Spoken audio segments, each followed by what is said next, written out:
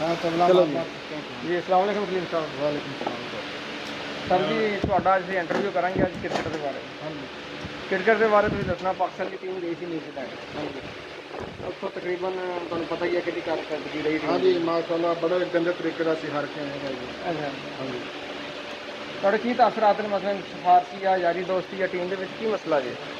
ਯਾਰ ਇਹ ਸਾਰੇ ਸਿਫਾਰਸ਼ੀ ਭਾਈ ਇਕੱਠੇ ਹੋਏ ਨੇ। ਅੱਛਾ ਠੀਕ ਹੈ, ਇਹਨਾਂ ਨੂੰ ਸਾਰਿਆਂ ਨੂੰ ਇੱਕ ਦਫਾ ਸਫਾਇਆ ਕਰਨਾ ਚਾਹੀਦਾ ਤੇ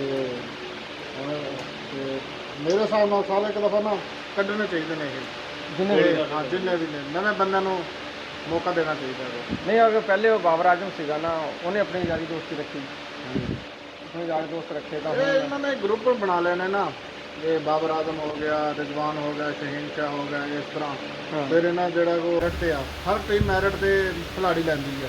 ਠੀਕ ਹੈ, ਤੇ ਸਾਡਾ ਮੁਲਕ ਆ ਜਿਹੜਾ ਸਿਫਾਰਿਸ਼ ਤੇ ਸਿਫਾਰਸ਼ ਤੇ ਯਾਰੀ ਦੋਸਤੀ। ਸਿਫਾਰਸ਼ੀ ਤੇ ਯਾਰੀ ਦੋਸਤੀ ਹੈ ਤੇ ਹਾਂਜੀ ਤੇ ਦੂਸਰਾ ਇੱਕ ਤੁਹਾਡੇ ਇਲਾਕੇ ਦਾ ਬੰਦਾ ਸੀਗਾ ਹਸਨ ਨਵਾਜ਼ ਕੀ ਨਵਾਂ ਹਾਂਜੀ ਆਇਆ, ਹਾਂਜੀ ਉਹਦੇ ਬਾਰੇ ਕੀ ਖਿਆਲ ਹੈ ਤੁਹਾਡਾ? ਉਹ ਮੁੰਡਾ ਅੱਛਾ ਯਾਰ ਟੈਲੈਂਟ ਹੈ ਉਹਦਾ ਤੇ, ਲੇਕਿਨ ਉਹ ਨਵਾਂ ਆਇਆ ਨਾ ਇਸ ਕਰਕੇ ਤੇ ਪ੍ਰੈਸ਼ਰ ਹੁੰਦਾ ਤੇ 2-3 ਮੈਚਾਂ ਤਾਂ ਨਹੀਂ ਚੱਲਿਆ ਉਹ, ਤੇ ਇੱਕ ਮੈਚ ਉਹਨੇ ਸਹੀ ਰਨ ਬਣਾਏ ਨੇ ਨਾ, ਤੇ 44 ਤੇ 105 ਸਕੋਰ ਬਣਾ ਲਏ।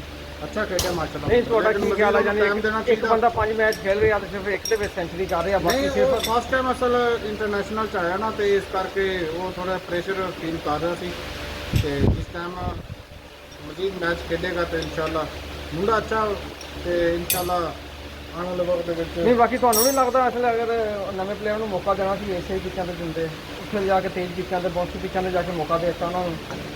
ਸਾਰੇ ਸਿਫਾਰਸ਼ੀ ਸੀ ਨਾ, ਤੇ ਸਾਰੇ ਸਿਫਾਰਸ਼ੀ ਕੱਟੇ ਹੋਏ ਨੇ, ਤੇ ਲੇਕਿਨ ਇੱਕ ਦਫਾ ਇਹਨਾਂ ਨੂੰ ਸਾਰਿਆਂ ਨੂੰ ਕੱਢਣਾ ਚਾਹੀਦਾ ਨਵੇਂ ਭਰਤੀ ਨਹੀਂ, ਉਹਨੂੰ ਮੌਕਾ ਦੇਣਾ ਸੀ ਨਾ, ਸਲੋ ਪਿੱਚਾਂ ਤੇ ਮੌਕਾ ਦਿੰਦੇ ਨਾ ਪਹਿਲੇ, ਇੱਕ ਵਾਰੀ ਉਹਨੂੰ ਸੈਟਲ ਤਾਂ ਹੁਣ ਨਹੀਂ ਸਲੋ ਤਾਂ ਅਗਰ ਹੁਣ ਇੰਟਰਨੈਸ਼ਨਲ ਚੱਲਦਾ ਤਾਂ ਨਹੀਂ ਲੈ ਕੇ ਆਉਂਦੇ, PSL ਖੇਡਦੇ ਰਹੇ ਨੇ ਸਲੋ ਪਿੱਚਾਂ ਦੇ ਯਾਰ ਖੇਡ ਖੇਡ ਕੇ ਗਏ ਨੇ, ਨਹੀਂ ਜਿਹੜਾ PSL ਉਹ ਮਿਆਰ ਤਾਂ ਨਹੀਂ ਨਾ, ਮੈਰਿਟ ਤਾਂ ਨਹੀਂ ਨਾ PSL, ਲੇਕਿਨ ਉਹ ਤਾਂ ਪੈਸਾ ਨਾ। ਨਹੀਂ ਸਲੋ ਪਿੱਚਾਂ ਦੇ ਖੇਡਦੇ ਤਾਂ ਰਹੇ ਨੇ ਨਾ।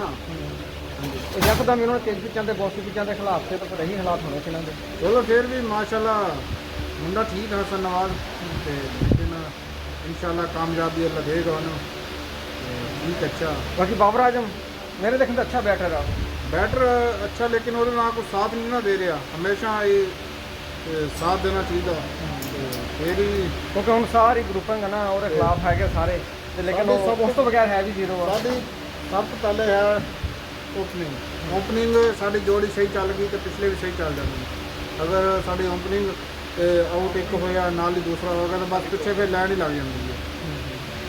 ਚਲੋ ਅੱਲਾ ਖੈਰ ਕਰੇ। ਬਹੁਤ ਠੀਕ ਹੈ ਸ਼ੁਕਰੀਆ ਸਰ, ਸਰ ਜੀ, ਬਹੁਤ ਤੁਹਾਡਾ ਸ਼ੁਕਰੀਆ ਸਰ। ਮਿਹਰਬਾਨੀ, ਤੁਸੀਂ ਟਾਈਮ ਕੱਢਿਆ ਸਰ। ਬਹੁਤ ਬਹੁਤ ਸ਼ੁਕਰੀਆ। Okay sir.